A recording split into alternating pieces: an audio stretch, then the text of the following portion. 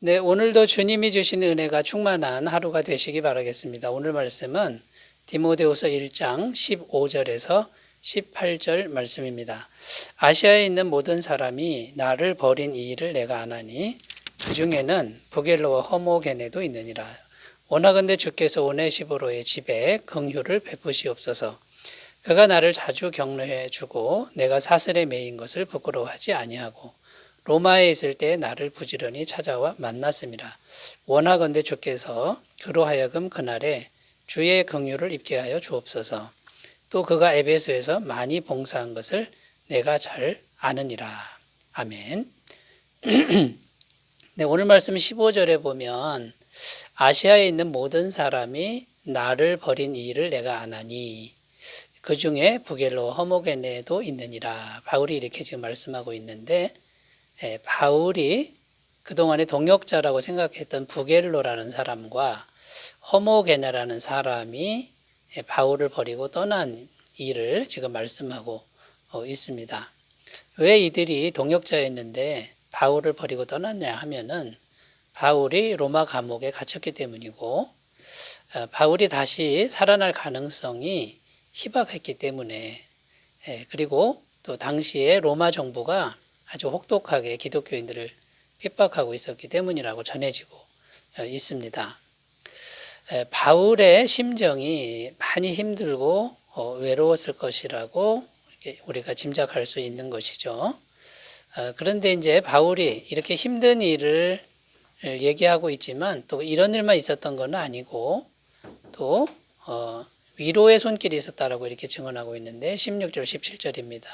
원하건대 주께서 오네시보로의 집에 긍휼을 베푸시옵소서. 그가 나를 자주 격려해 주고 내가 사슬에 매인 것을 부끄러워하지 아니하고 로마에 있을 때 나를 부지런히 찾아와 만났습니다. 여기 보면 오네시보로라는 사람 이야기를 또 하고 있는데 이 오네시보로라는 사람은 끝까지 바울을 떠나지 않고 바울을 돌보아 준 사람이라고 지금 말을 하고 있는 거죠.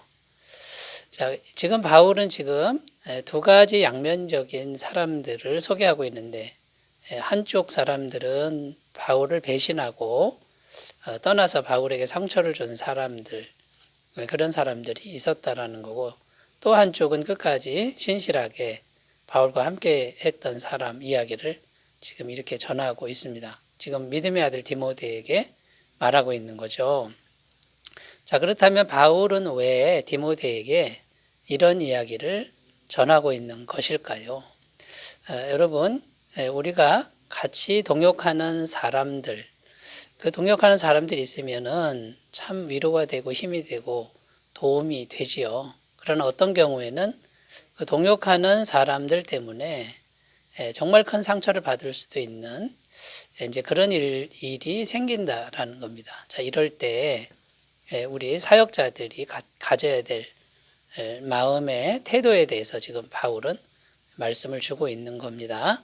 자, 어떤 태도를 가져야 되는지 살펴보면요. 첫 번째는 오직 하나님 한 분만 의지하라는 이제 그런 말씀을 전하고 있는 것이라는 겁니다. 자, 사람들은 연약합니다. 그리고 언제든지 바뀔 수 있습니다. 배신할 수 있다라는 겁니다. 그래서 사람을 의지하면 그건 반드시 상처를 받게 되어 있다라는 것이죠. 그러니까 사람은 의지의 대상으로 설정해 놓으면 안 된다라는 겁니다. 물론 인간적으로 우리가 의지할 때가 있고 위로받을 때가 있지요. 참 귀하고 고마운 것이지요. 그러나 근본적으로 사람을 의지의 대상으로 설정해 놓으면 반드시 실망하고 상처받게 되어 있다라는 것입니다. 그래서 우리 복음 전파자나 또 교회 목회를 하는 사람들은 죽는 순간까지 하나님 한 분만을 의지하는 그런 태도로 사역을 감당해야 된다. 이것을 지금 바울은 말씀하고 있는 겁니다. 우리 주님 예수님의 모습을 보아도요. 죽는 순간에 베드로가 배신하지 않습니까? 베드로뿐만 아니라 가룟 유다도 배신하고 나머지 10명의 제자들도 다 줄을 버리고 도망했다라고 성경은 기록하고 있습니다. 그러니까 결국 사람은 믿을 대상이 아니라 것이죠. 고린도후서 1장 8절 9절입니다. 형제들아 우리가 아시아에서 당한 환난을 너희가 모르기를 원하지 아니하노니 힘에 겹도록 심한 고난을 당하여 살 소망까지 끊어지고 우리는 우리 자신이 사형 선고를 받은 줄 알았으니 이는 우리로 자기를 의지하지 말고 오직 죽은 자를 다시 살리시는 하나님만 의지하게 하심이라. 여러분 언제든지 우리는 하나님 한 분만 의지하는 것이고요. 그분께만 기도하는 이런 삶이 중요하다라는 겁니다.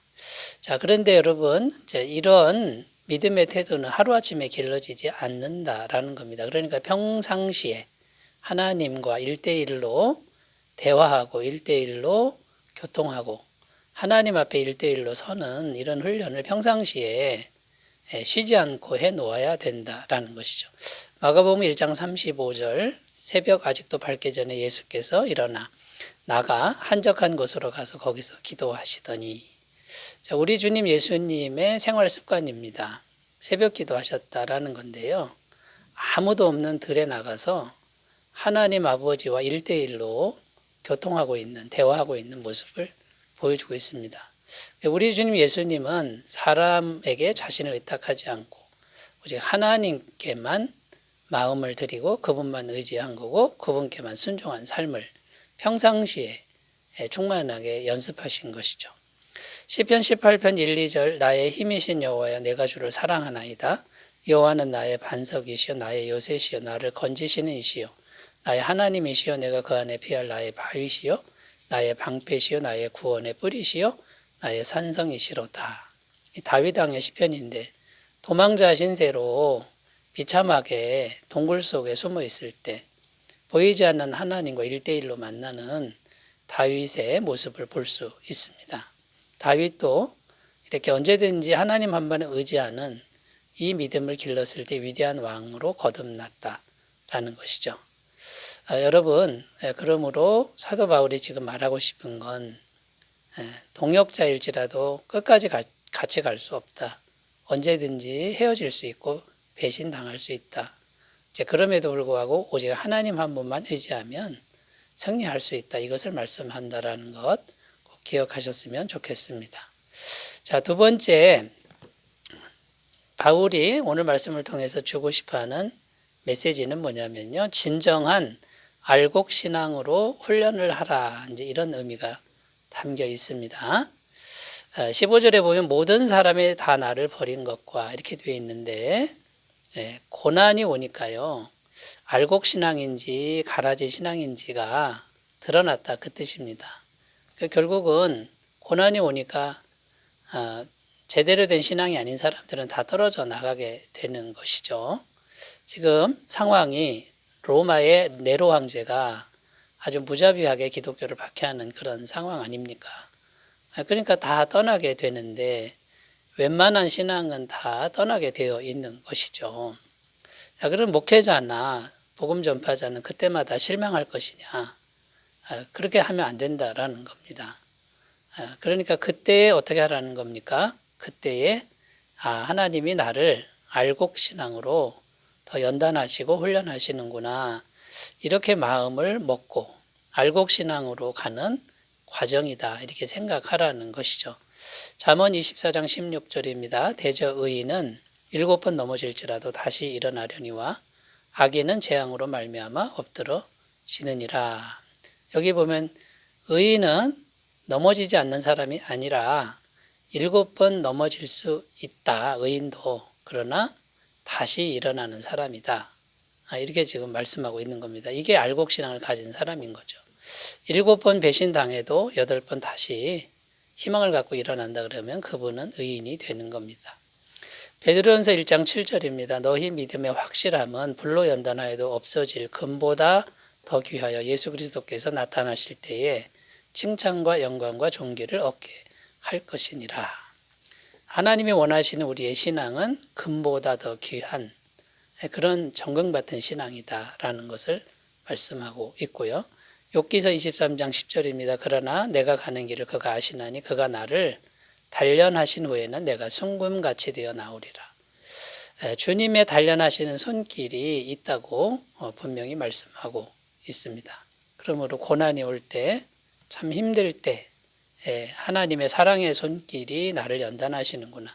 정금같이 만드는구나. 이렇게 마음 먹으라고 지금 말씀하고 있는 겁니다. 그리고 또 하나 중요한 의미가 뭐냐면요.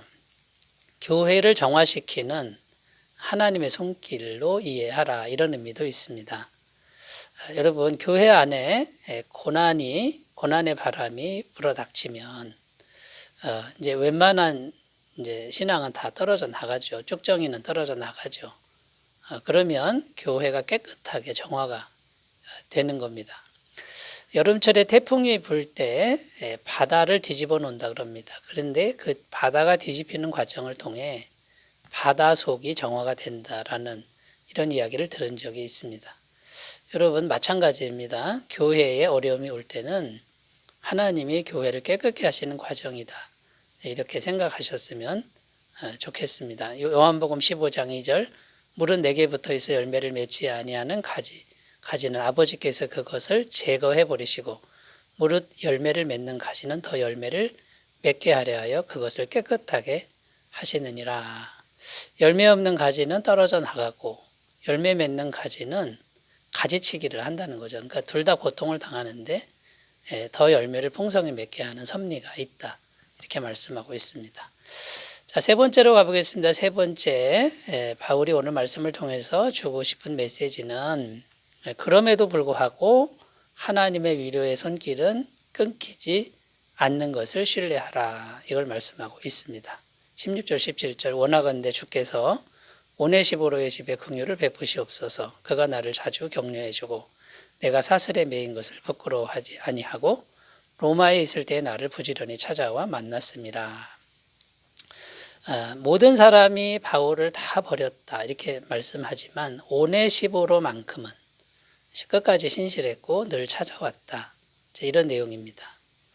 여러분 이 오네시보로가 바울을 찾아오는 건 쉬운 일이 아닙니다. 바울은 그때 당시 낙인 찍힌 사람입니다. 근데 바울을 돕는 것은 자기도 낙인이 찍히는 겁니다. 사회적인 불이익을 감수하는 그런 행동이었죠. 그럼에도 불구하고 하나님은 오네시보로를 통해서 하나님의 위로의 손길을 공급합니다. 그러니까 하나님은요 언제든지 다 가져가시진 않습니다. 어떤 상황에서도 희망의 씨앗을 남겨주신다라는 거죠. 고린도전서 10장 13절 사람이 감당할 시험 밖에는 너희가 당한 것이 없나니 오직 하나님은 미쁘사 너희가 감당하지 못할 시험 당함을 허락하지 아니하시고 시험 당할 즈음에 또한 피할 길을 내사 너희로 능히 감당하게 하시느니라. 이것이 하나님의 약속이고요. 빌립보서 4장 6절 7절 아무것도 염려하지 말고 다만 모든 일에 기도와 간구로 너희 구할 것을 감사함으로 하나님께 아뢰라. 그리하면 모든 지각에 뛰어난 하나님의 평강이 그리스도 예수 안에서 너희 마음과 생각을 지키시리라.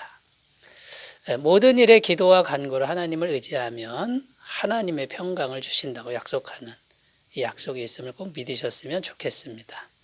기도하겠습니다. 하나님 아버지, 우리가 참으로 배신의 상처와 실망의 상처를 받을 때 많습니다. 그때에 7번 넘어져도 8번 일어나게 하시고 하나님의 위로의 손길이 꼭 있음을 믿고 하나님을 신뢰하도록 도와주옵소서. 예수님의 이름으로 기도드립니다. 아멘. 주님의 임재 충만하시기 바라겠습니다. 감사합니다.